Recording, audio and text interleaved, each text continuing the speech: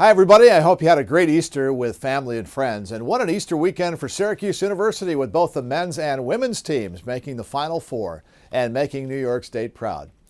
Last week brought us one step closer to a new state budget. We should have a final negotiated agreement by the end of the week. I'm continuing to push for a fiscally responsible budget that protects taxpayers, helps small and mid-sized businesses grow jobs, and fully funds our community's top priorities like infrastructure, education, and public safety. And we'll be sure to keep you informed as we get closer to the finish line and some sort of a compromise.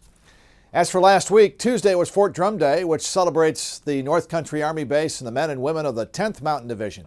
With 35,000 soldiers, family members, and civilian employees, Fort Drum is the largest Army post north of North Carolina and east of the Mississippi.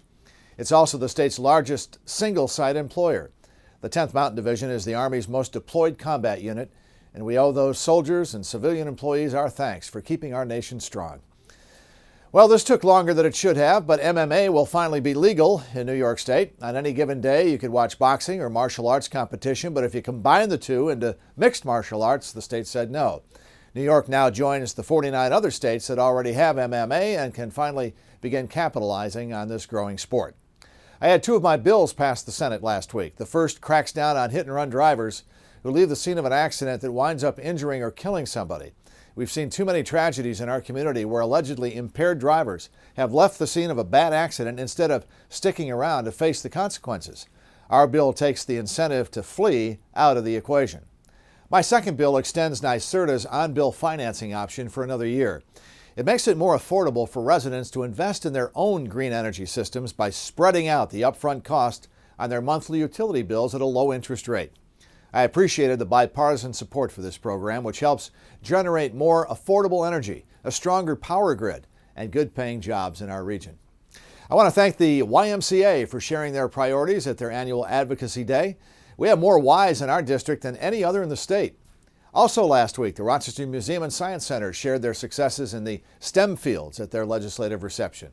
As tourism chair, it's gratifying to have such a great educational attraction in the heart of our community. The Rochester Upstate Revitalization Initiative team offered an exciting update in Albany last week as we continue to push for jobs and investment in our region. More than 1,300 packed the convention center for Lifespan's annual fundraising luncheon last week.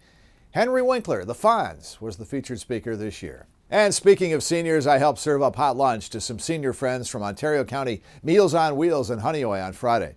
With 27 meal routes and 7 meal sites, the Ontario County Office for the Aging serves over 200 fresh cooked meals each and every day. If you are over 60 and interested in signing up, contact the Ontario Office for the Aging at 585-396-4040.